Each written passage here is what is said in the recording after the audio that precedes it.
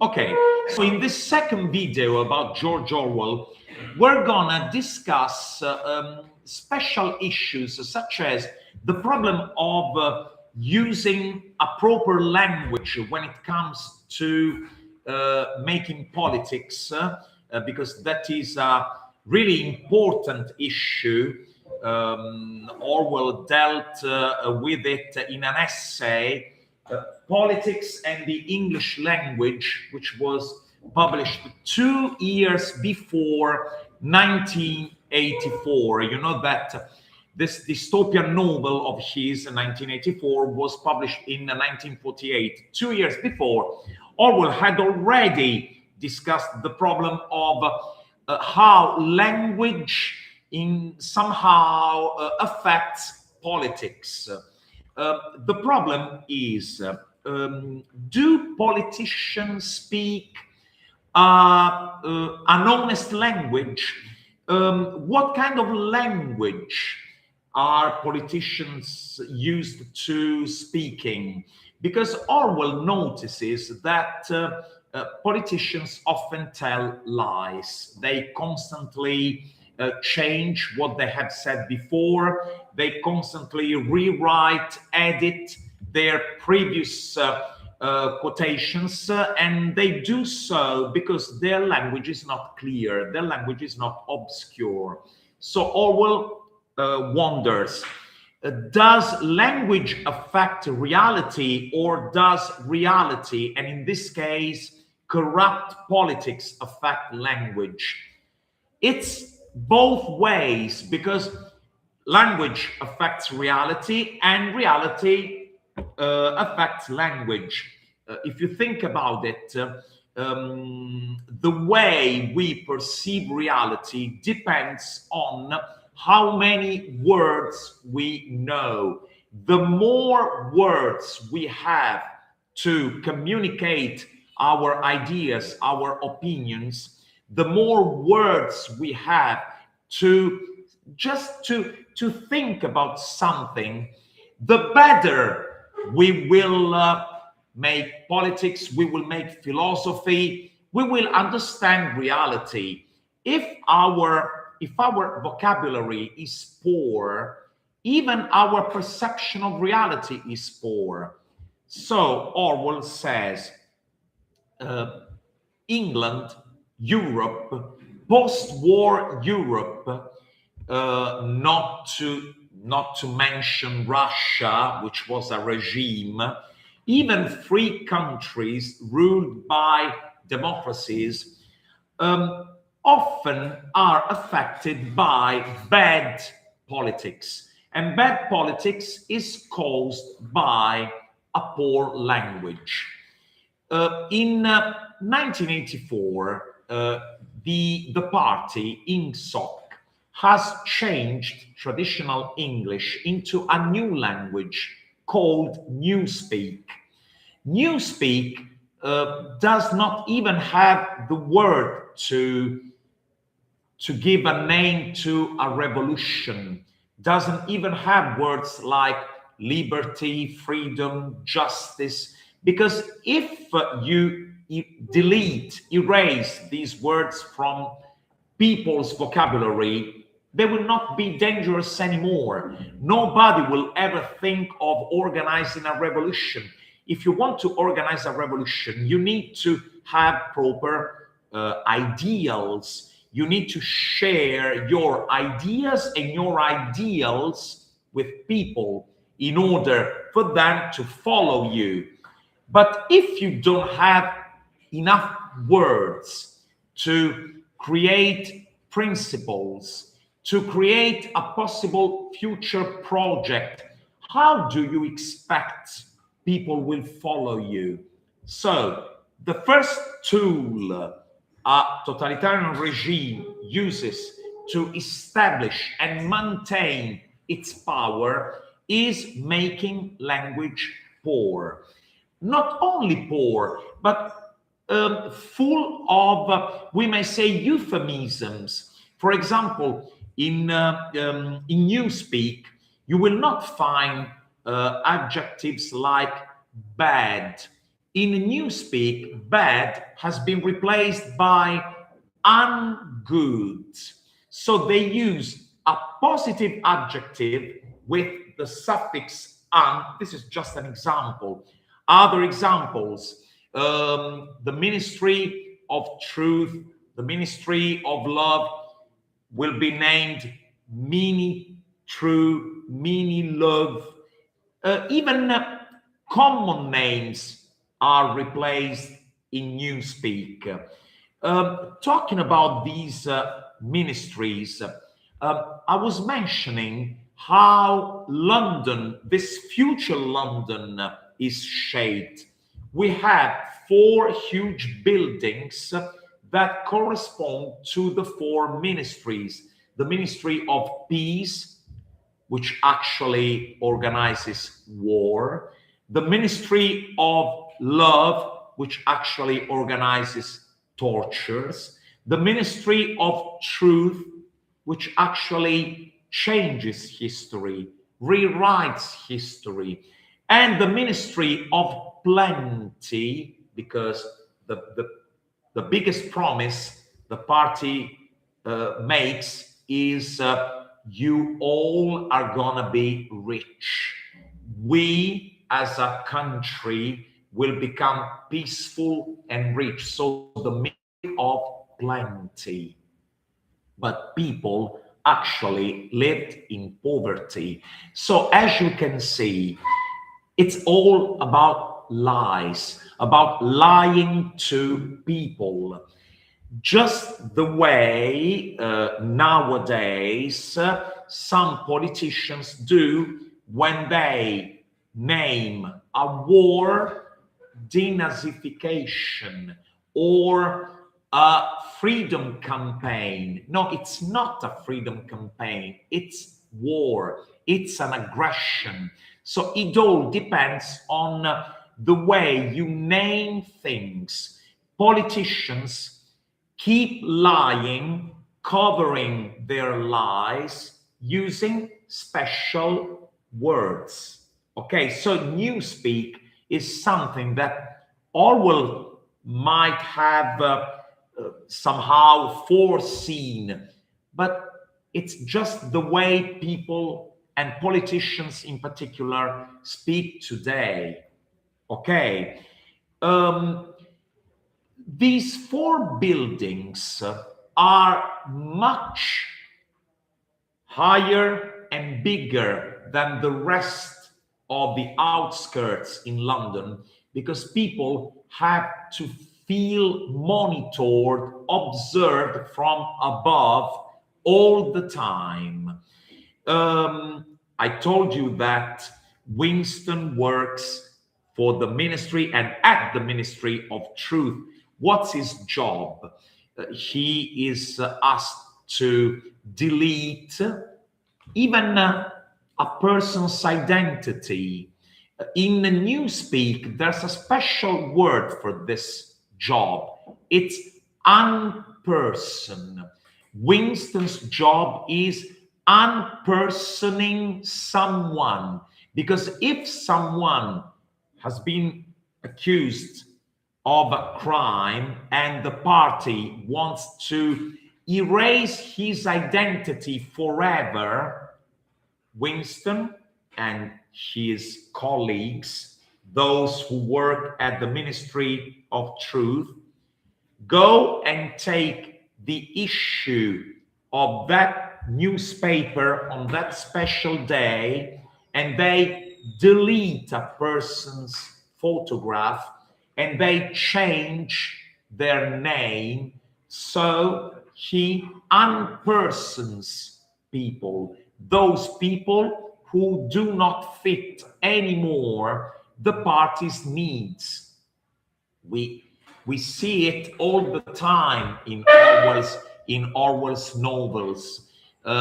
Don't forget about the 7 commandments in Animal Farm. Even those are rewritten.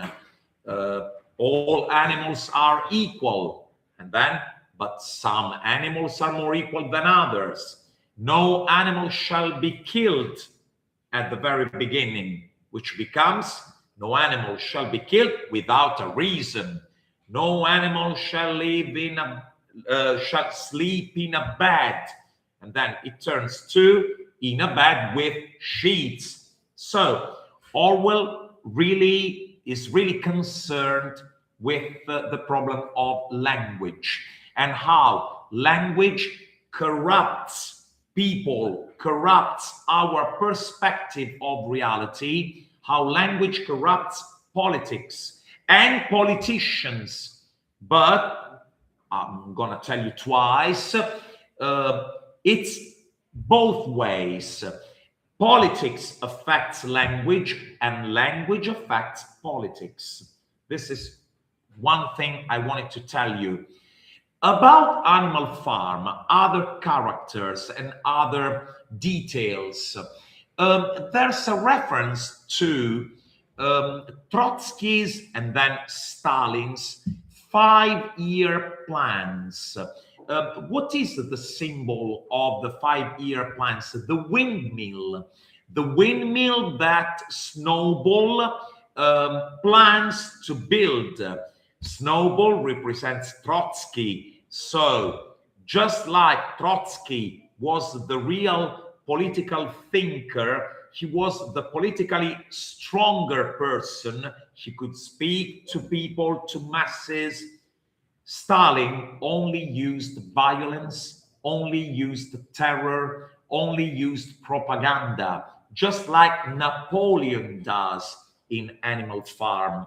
Don't forget that Napoleon has turned some dogs into his personal police, which represent somehow the Stalin's KGB, his personal police.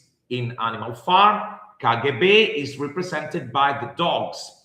Another weapon Napoleon uses is propaganda, which in Animal Farm is represented by Squealer, who is another pig who goes through these groups of animals and he keeps teaching them the principles of animalism, and he keeps warning them that Napoleon is always right, that they have to follow Napoleon, that whoever goes against Napoleon goes against the community. So if you think otherwise than what Napoleon tells you, everyone who does this is a criminal, and he or she, they deserve to be prosecuted. Just what happened to Snowball, who is chased and killed by the dogs, just like Trotsky was physically eliminated by Stalin in Mexico. A reference to what Marx used to say about religion. Marx didn't like religion at all. Marx used to say that religion is like opium. It's like opium. It's something that, in a way, prevent people from rebelling, because according to religion, if you are born this way, it's because it's God's will. So if you are born a proletarian, you must stay a proletarian all your life. You need to do your job and you need to deserve eternal salvation. If you rebel, you're going to go to hell. According to Marx, this is a way to stop revolutions. That's why he said that religions are like opium to people around the world. What do we find in Animal Farm? We find a promise that animals are made, a mountain, a candy mountain, which is really naive. Looks like talking to a kid. If you behave, I'm gonna buy you some candy. If you behave, I'm gonna buy you your favorite toy. This mountain made of candy. This is what animals are promised in Animal Farm. And doesn't this make you think of what we are promised? If you behave, you're gonna go to heaven. If you don't behave well, you're gonna go to hell. So another cross-reference, reality and Animal Farm. I told you that the horse Boxer represents a real historic figure, Alexei Stakhanov, who was a real, he truly existed. He was a Russian worker. He worked in farms, in factories, actually, because Russia had started becoming industrialized. So you don't have farmers anymore. Thanks to the 5-year plans, Russia becomes industrialized. And Alexei Stakhanov was one of those factory workers. He used to work up to 17, 18 hours per day. He was like a record man as when it comes to working. So Boxer, the host, really is like Alexei Stakhanov. He works hard because he truly believes that the revolution is gonna be successful if and only if he makes sacrifices. He works hard because the leader, in his case, Stalin, in Orwell's case, Napoleon, is always right. What happens to Boxer once he becomes unable to work? He is sold to humans, and with the money, Napoleon buys himself beer. So the process of becoming a second version of Farmer Jones is now complete. And in fact, this fairy tale, this novel, which is just like a fairy tale, ends with animals, all animals but the pigs, because the pigs now live in Jones's house. They look inside the house from outside the window, and they see that the pigs are now dressed like humans. They walk on 2 legs. They eat and drink just like Farmer Jones used to do. So the message is clear. Every revolution, just like a revolution is the motion of a planet around the sun, and when it is complete, we come full circle and the planet goes back to the start. This is what happens after a revolution. Everything goes back to what it used to be before. Only the name of the tyrant has changed. We had Farmer Jones, we now have Napoleon. We had Tsar Nicholas II, we now have Stalin. So everything stays the same after a revolution. It's not a hopeful message, this one of George Orwell's. He doesn't truly believe in revolutions. He believes that it's almost impossible, and it's gonna be even less possible in the future, according to Orwell, to organize a revolution because of language, because of bad politics, bad politicians who use language to corrupt the way we think. This is something huge in Orwell's political and we may say not only in his political activity, but also in his way of making journalism, because he used to be a journalist and he wanted to show the reality of modern towns. I told you about his report Down and Out in Paris and London. He wanted to investigate how poor people used to live in huge towns like Paris and London. Don't forget that he also fought for the independence of Spain against Francisco Franco's regime. Still today, you can find Plaza de Jorge Orwell in Barcelona, because Spanish people are grateful to Orwell. He fought for their independence. He fought for the independence from every totalitarian regime, especially in the case of Russia and of Joseph Stalin's regime, because Orwell really can't stand that free countries somehow celebrated the victory over Hitler and over Mussolini, which is fair, which is right, but they used to praise too much Joseph Stalin. Okay, he helped the free world to get rid of Nazi Germany. Okay, this is true, this is historically true, but it's too much to say that Joseph Stalin is a great politician. So Orwell is constantly warning, and don't forget that he used BBC radio to talk to the free world and warn about the dangers of totalitarian regimes.